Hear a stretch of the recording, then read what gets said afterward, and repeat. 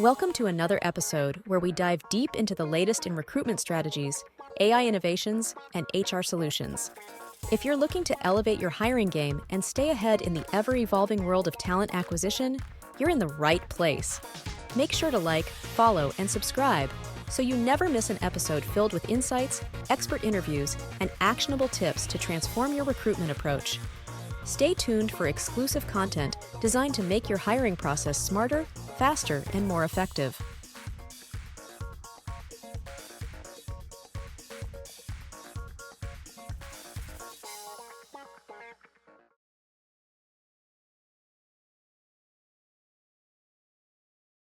Ever scroll through a job site and thought, wait, who can actually see all this stuff? It's a fair question. Yeah, like my whole life story is on these things. Welcome to our deep dive on international data protection in recruitment SaaS. We're going to unpack that, yeah. Basically, how's your info treated when you're on the job hunt online? Ready to dig in? Absolutely. Let's do it. Perfect. So why does this even matter? We've got these platforms, tons of them, connecting companies and candidates. What's the big deal about data protection specifically in that world? Well, you're talking about people's careers, right? True, yeah. Skills, sometimes even salary expectations. It's all going into these systems. Oh, definitely sensitive stuff. Exactly. That's why it's so important, because mishandling that has big consequences. For companies, for the people, everyone involved, really. So this impacts all of us, not just some big faceless company. Definitely. But honestly, trying to understand data privacy feels impossible sometimes. Where do we even start? It's a lot. Regulations are key, like guardrails for the digital world, setting the standards for how this information gets collected, stored, you name it. Okay, guardrails, I like that. But I'm guessing those guardrails aren't the same everywhere, right? You got it. It's a patchwork, honestly. Figures. But we can start with a big one, GDPR. That's the EU's, the General Data Protection Regulation. Kind of set the bar globally, you could say. So the gold standard, what makes it so different? Explicit consent is huge. Like actually knowing what you're signing up for. Exactly. Companies can't just hide that info in a wall of text and call it a day. People need to get it, understand, and agree to how their data is being used. No more blindly hitting agree just to submit the application. That's the goal. Yeah. It's all about giving people control, and not just the collecting part, but what happens after. Someone wants to access their data, correct it, even delete it. GDPR says they've got that right. Especially if you're trying to erase that career objective ninja phase. We've all been there. Exactly. Okay, so that's Europe. What about the U.S.? So in the U.S., CCPA is a big one, the California Consumer Privacy Act. Some similarities to GDPR, for sure. But big focus there is giving consumers control over how businesses share or sell their info. Oh, so we as third-party cookies pop-ups are going to get a lot more transparent. That's the idea. Californians have the right to know what's collected, how it's used, who it's shared with, and they can say no to having it sold. That's huge in today's world. It really is. But those are just two, right? I feel like every country's got its own rule book. Yeah, it can feel that way. Like Yeah. in Canada, there's PIPEDA, the Personal Information Protection and Electronic Documents Act, similar to GDPR, CCPA at its core, consent, transparency, all that. Okay, but what makes it stand out? They emphasize limiting collection. So don't collect more than you absolutely need. Exactly. Only what's necessary for the reason you stated. No just in case collecting allowed. Interesting, so less is more. Exactly. And then there's Brazil. They've got LGPD, the Lei Geral de Proteção de Dados. Takes cues from GDPR, focuses on protecting the data of Brazilians no matter where it's being processed. So I'm noticing a theme here. Yeah. It's all about making sure individuals know what's up and giving them the reins. But for companies actually using these platforms, it's probably a nightmare trying to keep up. It's complex, no doubt, especially for global companies. Yeah, imagine trying to follow all those rules at once. Right. But here's the thing, compliance. It's not just about avoiding lawsuits, it's good business. Wait, really? How so? Trust. Okay, sure. That's what we're talking about here, especially with something as sensitive as career stuff. Okay, yeah, that makes sense. Yeah. So it builds trust with the candidates. 100%. You're upfront, you're clear about what you're doing, you're giving people choices about their info that builds trust. And trust leads to a better reputation, attracts better talent in the long run. It's a win-win. Exactly. So data privacy, when it's done right, it's not just a box to check. It can actually give you an edge. It's a shift in thinking, for sure, moving away from just fear of fines and towards how do we make privacy a core part of everything we do. Yeah. Okay, I like that. But what does that look like for a SaaS platform? Like, how do they actually build that kind of culture? It starts from the ground up. Privacy by design, we call it. Not just an afterthought. Exactly.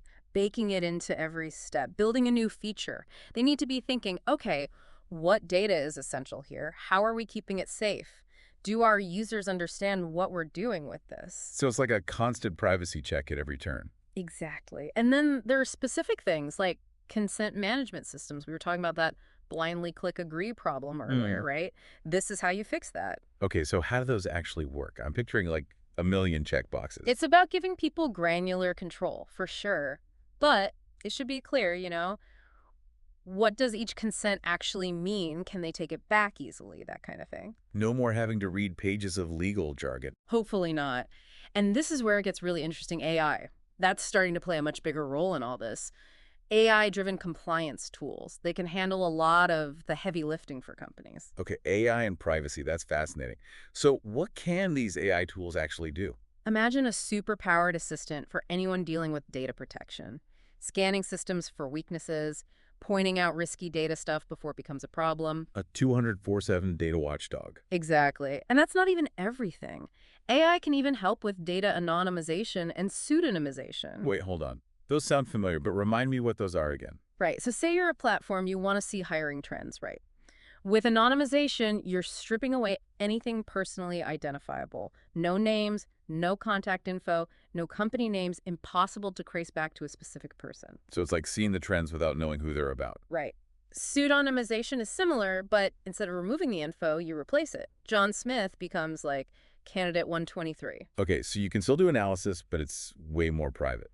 Exactly. Really valuable stuff, especially for research, developing new features, all while respecting privacy. So we're talking about using tech to actually make things more private, not less. That's the goal. And with how much data these platforms handle, having those tools, those strategies in place, it's more important than ever. And it's not just the volume, it's the global aspect. Job searching isn't limited by borders anymore. Definitely not. And that's a huge challenge. You can't just know the rules in your own backyard anymore. It's like a data privacy jigsaw puzzle, but the pieces are all over the world. It really is. And they keep changing as new rules pop up. But there are things companies can do. Mapping data flows, that's crucial. Where's it coming from? Where's it going? Does it cross any borders along the way? So mapping the data's journey from start to finish. Yeah, and once you've got that map, then you can start figuring out which rules apply at each step. Maybe that means standard contract clauses, explicit consent for international transfers, or even setting up data centers in specific locations. Wait, data centers in specific locations? What's that about? So some places have data localization laws. Basically, they say certain data has to stay within their borders. Handling info from Russian citizens might need to keep it within Russia itself. Wow, another layer of complexity. Makes you realize how much is happening behind the scenes of a job application. It's a lot. But here's the thing. When companies put in the effort, it matters. It's more than just checking boxes. It's about building that trust we talked about, protecting their reputation, and in the end, creating a better, safer online world for everyone. And that's got to be worth it. So it's about doing the right thing, not just the bare minimum. Yeah, exactly. And it's not static. The tech changes, new things pop up all the time. Which makes me wonder what's next for all this. Yeah. What's coming down the pipeline for data protection in this world? Well, privacy-enhancing technologies, or PETs, are a big one. They're all about doing the analysis and processing without putting people's privacy at risk. Okay, now this sounds interesting. What are we talking about specifically? Homomorphic encryption, for one. It's kind of out there, but basically, you can run calculations on encrypted data without decrypting it. Wait, so you can get insights from the data without ever actually seeing the sensitive stuff? That's the whole idea. It's early days. But think of the possibilities for recruitment. Salary trends, diversity stats, all that, without ever exposing anyone's actual info. That would be huge. Yeah, especially for things like pay gaps or diversity initiatives, super valuable. For sure. So what else is on the horizon? Data trusts are getting some attention. Data trusts, what are those? Think of them like data co-ops. People, or even organizations, can pool their data together. Okay. And then they decide together how it gets used, but with strong privacy built in from the start. So it gives people more control even when they're part of a larger group. Exactly. It's about shifting the power, from we take your data to let's manage this together. So if data is the new gold rush, these are like secure vaults. Yay. Everyone's got a key, and they all decide how to use the treasure inside. Love that analogy. And I think as these things develop, we're going to see a more fair, more trustworthy system overall. Well, that's encouraging. It sounds like things are moving in the right direction. Definitely seeing some positive It's steps. not just about following the rules anymore. It's about building something better. 100%. And everyone's got a role to play in that. The tech folks, the companies hiring, the job seekers themselves. Absolutely. Because when it comes down to it, it's not just about the data. It's about protecting people. Well said. Thanks for joining us for this deep dive into the world of data protection and recruitment. Hope you learned something new, maybe feel a little more empowered. Because the more you know, the better equipped you are to navigate this whole online world. Until next time, happy job hunting, and stay curious.